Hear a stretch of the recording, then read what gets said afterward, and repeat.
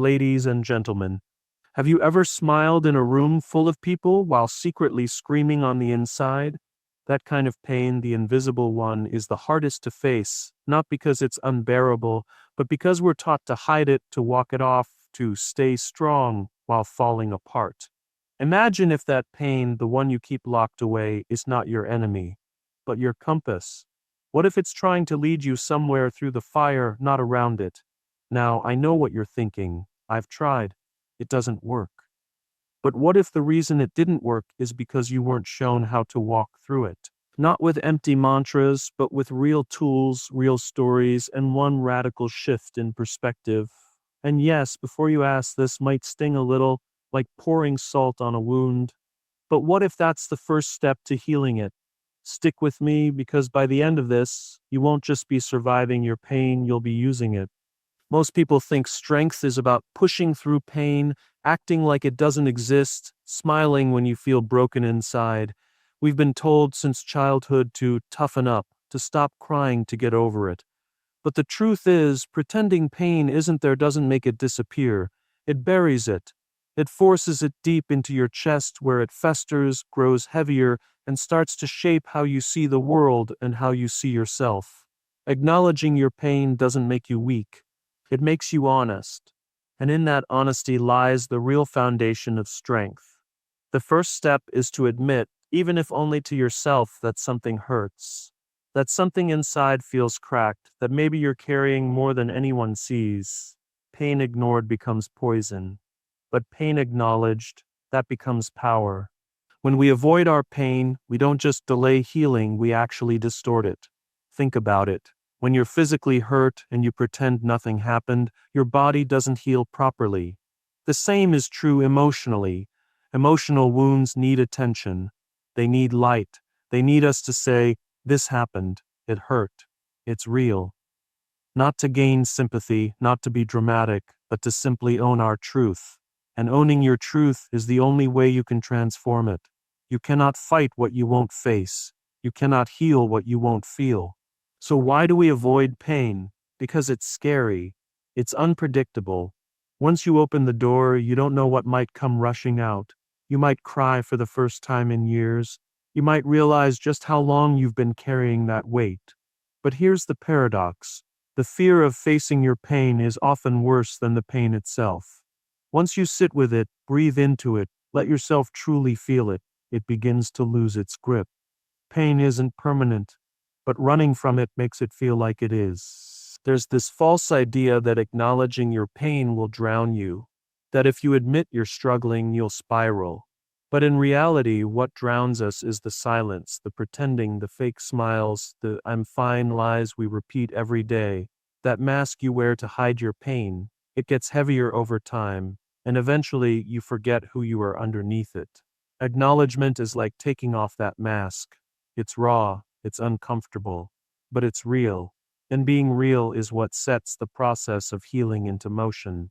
Let's be honest, some of us don't acknowledge pain because we're afraid no one will understand it. That if we say it out loud, we'll be judged, dismissed, or told we're being too sensitive. But your pain doesn't need permission to be valid. It doesn't need an audience to be real. It just needs your recognition. Think of it like a child crying in the dark. Ignoring that child doesn't help. But turning on the light, holding them close, saying, I hear you, that's where comfort begins. You have to be that presence for yourself. You have to become the person who listens to your own hurt without judgment. Sometimes we hide our pain behind busyness, behind achievements, behind humor, even behind helping others. We stay distracted, thinking if we keep moving, it won't catch up. But it always does. In the quiet moments when everything slows down, the pain resurfaces, and the longer you've avoided it, the louder it gets. That's not weakness, that's your soul demanding to be seen, to be felt, to be heard. Numbing your pain with productivity or pleasure might work for a while, but it doesn't heal. It only hides, and what's hidden will eventually rise. Acknowledging your pain also means understanding its shape. It's not always loud. Sometimes it whispers in the form of anxiety, detachment, sudden anger, or constant fatigue. Sometimes it doesn't look like sadness. It looks like overworking, people-pleasing, or isolation. When you start to name these things, to trace them back to their roots, you begin to understand your pain. You start to map it out. And when you can map it, you can start navigating it. You become less afraid of what you feel because now you know where it comes from. It's easy to say, that happened a long time ago, I'm over it. But if it still affects the way you think, the way you trust, the way you love, then you're not over it, you're just avoiding it. And avoidance is a delay, not a cure. Healing begins when you sit with your pain, not when you suppress it. It's in the stillness, in those moments where you finally stop running, that the real work begins. That's when you meet yourself in your most vulnerable, most honest form. And though it may be uncomfortable, it's also where the strength you've been searching for has been waiting all along. Pain by itself feels like chaos. It's messy, uninvited, and overwhelming. It can feel like a storm that tears through your life without warning, leaving you standing in the wreckage wondering, why me? But here's the truth many never hear. Pain can be turned into purpose. It can become the very fire that fuels your next move, your next mission, your next chapter. But that shift doesn't happen through waiting or hoping, it happens through action. Pain without motion can paralyze you. Pain with direction can transform you. The difference lies in the choices you make the moment you stop asking, why did this happen to me? And start asking, what can I do with this? Every person walking this earth carries some version of pain, loss, betrayal, failure, rejection. It might not look the same, but the weight is familiar. And while you can't always control what hurt you, you can absolutely control what you do with it. Action is what turns suffering into story. It's what makes scars meaningful. When you decide to move, no matter how small that step is, you begin to reclaim your power. Pain tries to convince you that you're powerless, that what happened defines you. But when you act, when you create, when you help, when you speak, you begin to define what it meant for you. Some people turn their pain into a business that helps others. Some turn it into art, music, writing, activism, or mentorship. The point is not what you do, but that you do. That you refuse to let your pain sit still inside of you, eating away at your identity. That you turn it outward and allow it to fuel something bigger than your own hurt. There's a reason people who have walked through fire often become the ones leading others out of the flames. They know the way because they've lived it. Your pain can give you that same wisdom, but wisdom without action dies in silence. Taking action doesn't mean pretending you're okay. It doesn't mean rushing your healing. It means doing something with the pain, not in spite of it. It means saying, this broke me, but I'm going to build with the pieces. Maybe that looks like sharing your story, not to gain sympathy, but to shine a light for someone else still in the dark. Maybe it means creating resources you wish you had, or simply being the kind of friend you needed back then. These choices don't erase the pain, but they give it meaning. And meaning is what keeps pain from turning into bitterness. When you move through pain with intention, something amazing happens. You start to see yourself not as a victim of your story, but as the author of it. Every decision you make becomes a sentence in a new chapter, and the most powerful part, you don't need to be healed to begin. Action isn't the result of healing, it's often the catalyst for it. By showing up, by choosing to act, even when it's hard, you remind yourself that you are not defined by what happened to you, but by what you choose to become because of it. Some people wait for motivation before they act. But pain doesn't need your motivation, it demands your movement. Waiting to feel better before you start doing better is a trap, because some pain doesn't leave you. Some pain becomes a part of you. The goal isn't to erase it. The goal is to carry it differently, and action, real, intentional, purposeful action, is what shifts the weight. It distributes it. It gives it somewhere to go. Otherwise, it just sits inside you, turning to resentment or regret. And yes, there will be days when action feels impossible. When just getting out of bed is the victory. That counts. That's part of the process. The key is to not let pain be the last voice in the room. You talk back to it by moving. You answer it by doing. You take the pain that was meant to stop you and let it push you into becoming someone you never imagined. Not in spite of what happened, but because of it. Every time you choose to act, to reach out, to speak up, to build, to try, you chip away at the illusion that pain is permanent. you prove that something can come from the ashes. Something only you could create because only you know what it felt like to fall apart and still choose to rise. Sometimes it's not about what you say, it's about who sees the pain behind your silence. We all have moments where the words just won't come out, where the hurt is too tangled to explain, where the world expects you to keep moving while you're quietly breaking inside. In those moments, the kind of people you surround yourself with makes all the difference. Not the ones who only check in when you look happy, not the ones who need a reason to show up, but the ones who can feel the shift in your energy before you say a single word, the ones who hear what you don't say. Those are the people who don't just offer comfort, they offer safety. And in a world that often demands your mask, they remind you that you don't have to wear one. It's easy to find people who are there for the celebrations, the laughter, the easy parts. But pain reveals something deeper. It shows you who's willing to sit with you in the silence, who doesn't flinch when you're not okay, who doesn't try to fix you, but simply chooses to be near you. When you're surrounded by people like that, healing becomes possible.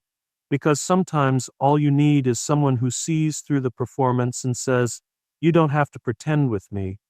It's not about grand gestures, it's about presence, consistent, quiet, and real.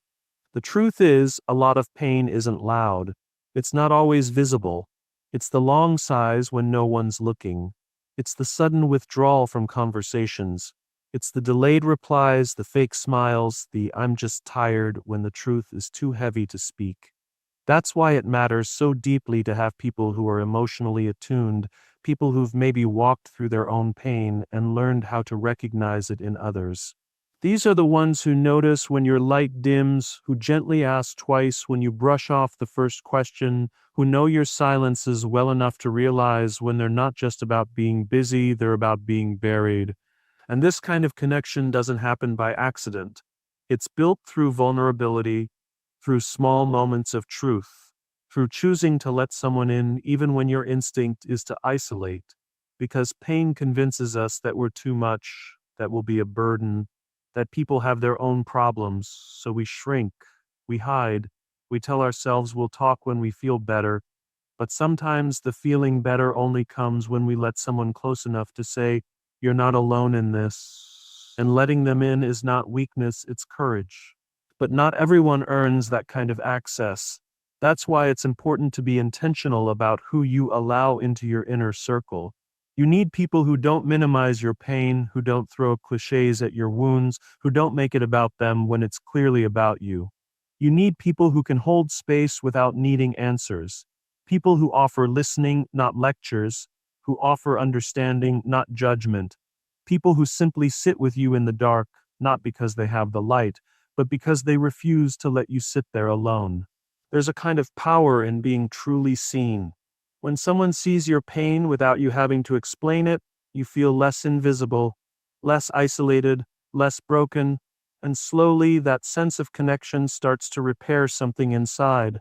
Not all at once, not perfectly, but steadily. These kinds of relationships are more than support, they're survival. They're the quiet lifelines that pull you back when you've drifted too far from yourself. And sometimes the simple act of someone remembering your favorite coffee order on a hard day can mean more than 1,000 words.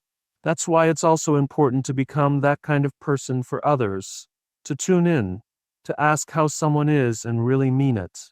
To notice the subtle signs. To be the friend who doesn't need someone to explain their silence. Because the more we become this for each other, the more we create spaces where healing isn't just possible, it's shared. Pain may isolate, but connection heals. And sometimes the deepest healing begins not in therapy rooms or self-help books, but in a quiet conversation with someone who doesn't need you to be okay to sit with you anyway. Pain has a way of offering two doors, one marked numbness and the other growth. And in the moment, when the hurt feels too heavy and your heart feels too tired, numbness can seem like the safer option. It's quiet, it's familiar, it asks nothing of you but to feel less. But here's the thing about numbness, it doesn't just dull the pain, it dulls everything. Joy, connection, love, excitement, creativity, these get blurred too. You can't selectively numb emotions. When you choose to silence pain, you silence parts of yourself. You stop growing. You stop reaching. You stop becoming. Growth, on the other hand, is uncomfortable. It's messy. It demands your presence, your participation, your courage. But it's the only path that leads to anything real. Choosing growth means you're willing to feel the sting so you can find the lesson. It means you sit with the discomfort long enough to ask what it's trying to teach you. It means that instead of pushing things down, you dig things up. You turn the soil of your experience to plant something new. That's hard. It's much easier to distract yourself, to scroll endlessly, to binge watch, to drink, to work too much, to laugh when you want to cry, to say you're fine because explaining the truth would take too much energy. But every time you choose to numb, you postpone the very transformation that could set you free. Growth doesn't ask you to be fearless, it asks you to be honest, to look at the things you'd rather ignore, to name the wounds, to take responsibility for your healing. It doesn't mean you won't break down, it means you break open so something new can emerge. Growth asks you to sit in silence when there are no quick fixes, to resist the urge to escape, to let yourself feel the full weight of what's happening, and to stay there long enough to rise on the other side with insight, with strength, with clarity you didn't have before. And let's be real, growth doesn't always feel like progress. Sometimes it looks like sitting on your bathroom floor at midnight asking yourself what you're doing with your life. Sometimes it feels like going back to therapy. Sometimes it's letting go of someone you love because you've outgrown the version of yourself that needed their approval. Sometimes it's choosing not to text back, not to go out, not to chase validation because you've finally started valuing peace over chaos. These aren't glamorous moments. They don't come with applause, but they matter. They are the quiet steps that build your future. People often say time heals all wounds, but that's not entirely true. Time does nothing unless you choose to use it. You can be just as wounded 5 years from now if you've spent every day avoiding what hurt you. Growth isn't passive. It's not waiting for life to get easier. It's deciding to become stronger, wiser, and more intentional with every hardship. It's choosing to grow even when you don't feel like it, even when you're tired, even when it seems pointless. Because deep down, you know the cost of staying stuck. You felt the hollowness of numbness. And it's not peace, it's just quiet pain. Choosing growth also means being willing to let go of who you were. And that's terrifying, because as painful as that old version of you may be, it's also familiar. It's the story you've told yourself.